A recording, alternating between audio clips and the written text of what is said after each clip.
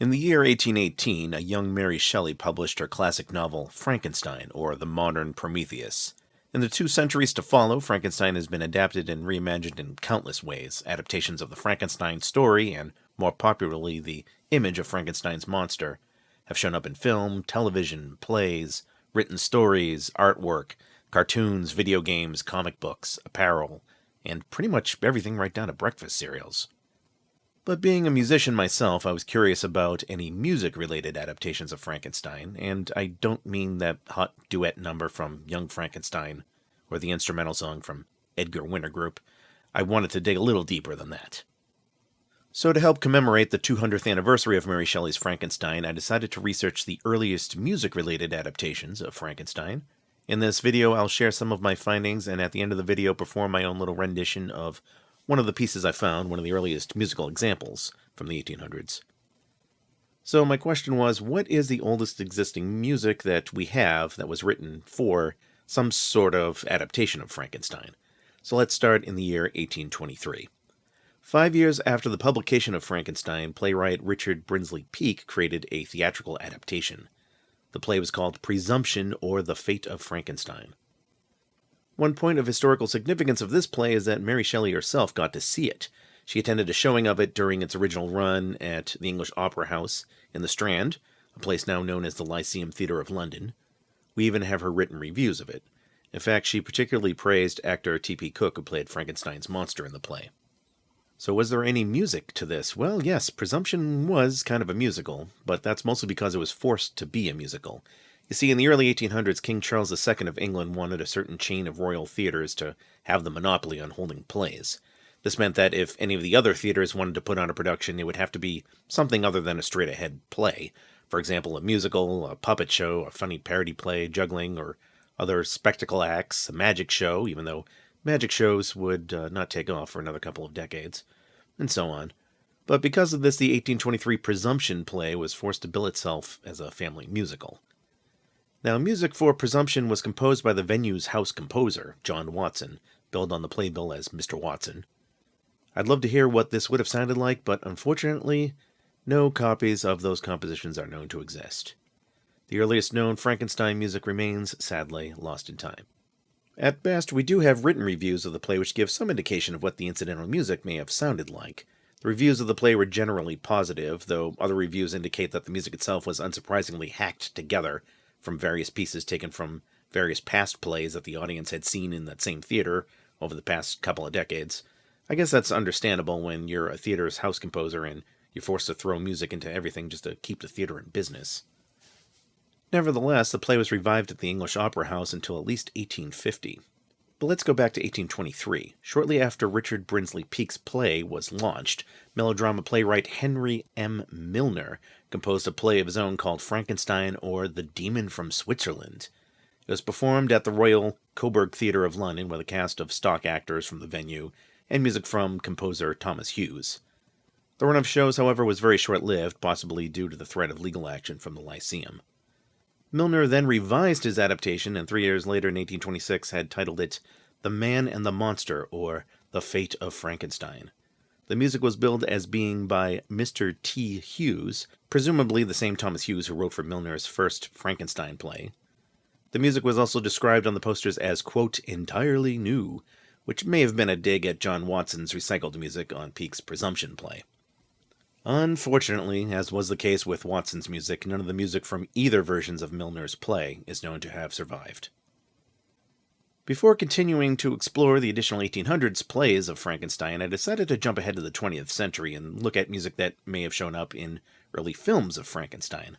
The first movies ever made were, of course, silent movies, but silent movies often did have accompanied music to go with the film, played right in the cinema by an organist. And the first film adaptation of Frankenstein was made in 1910. It did include a cue sheet of suggested musical scores to play while the film ran. You can see this list for yourself right on Wikipedia if you look up the page for the 1910 Frankenstein film. Now, the songs on the list were essentially already existing songs, though, not songs written for the film itself. Most of the pieces were from an opera called Der Freischütz, or just very general descriptions such as play a moderate tempo in F for this part. Now, the 1910 film, as well as the suggested music pieces for it, are all old enough to be in the public domain, which means they don't have a copyright. You can legally watch the movie on YouTube. Whether there are uploads of the movie on YouTube that use the original suggested music, I don't know. I can't say I checked them yet. So let's get back to my original question. What is the oldest existing music that we have that was written for Frankenstein, some adaptation of Frankenstein? Sometime between the lost music of the 1823 play and the suggested film music of 1910, we do find existing sheet music for a Frankenstein burlesque show from 1887. Now, when I say burlesque, I don't mean a sexy striptease show, as the word is sometimes thought to mean today. You can think of a Victorian burlesque as a laugh-out-loud type of comedy where humor typically comes from doing a parody of serious work, along with maybe some gags and risque stuff. In any case, this comedy musical burlesque was called Frankenstein or the Vampire's Victim. Unfortunately, it was a box office flop, closing just a week after it opened. Maybe part of that was due to opening on Christmas Eve. Other sources I've read say that the burlesque musical had pretty much hit its commercial peak before 1887, and the fad was pretty much dead by this time. Regardless, I was intrigued by the idea that the oldest existing Frankenstein music seems to be from this 1800s comedy musical parody. Now, when you hear that title, Frankenstein or the Vampire's Victim, you may be asking, how do vampires fit into the Frankenstein story? And we're talking a good 75 years before the Monster Mash. Well, in the original Frankenstein novel, Frankenstein's monster demands a mate, and that's the case here in the musical as well.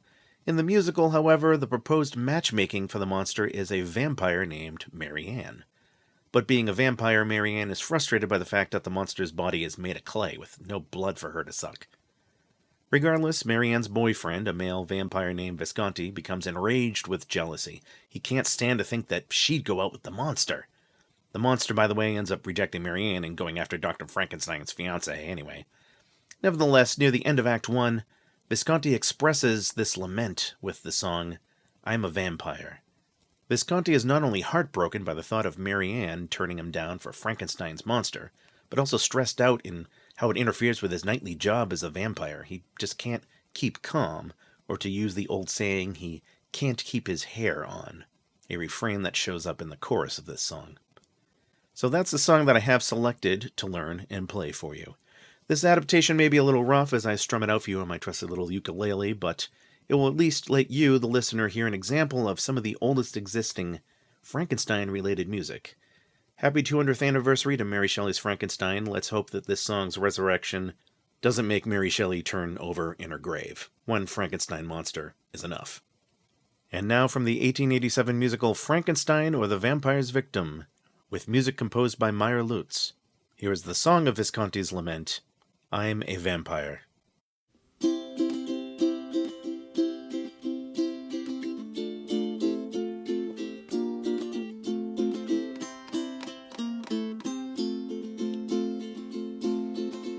I'm a vampire, ferocious in fizz, and a demon of indigestion.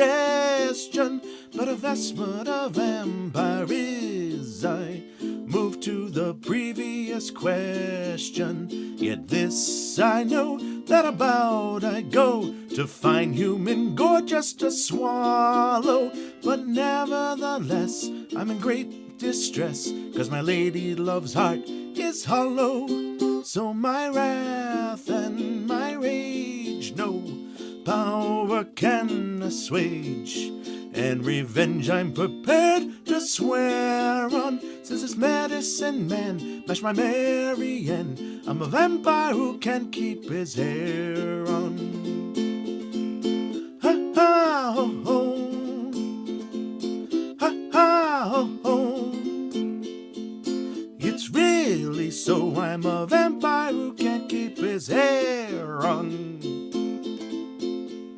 My profession, which once was my pride, I alas have of late neglected. When out on my midnight ride, I am certain to be detected. And so overnights with my grisly sprites, vain after prey I do follow. My perfect taste has all run to waste, as my lady's love heart proved hollow. So rage and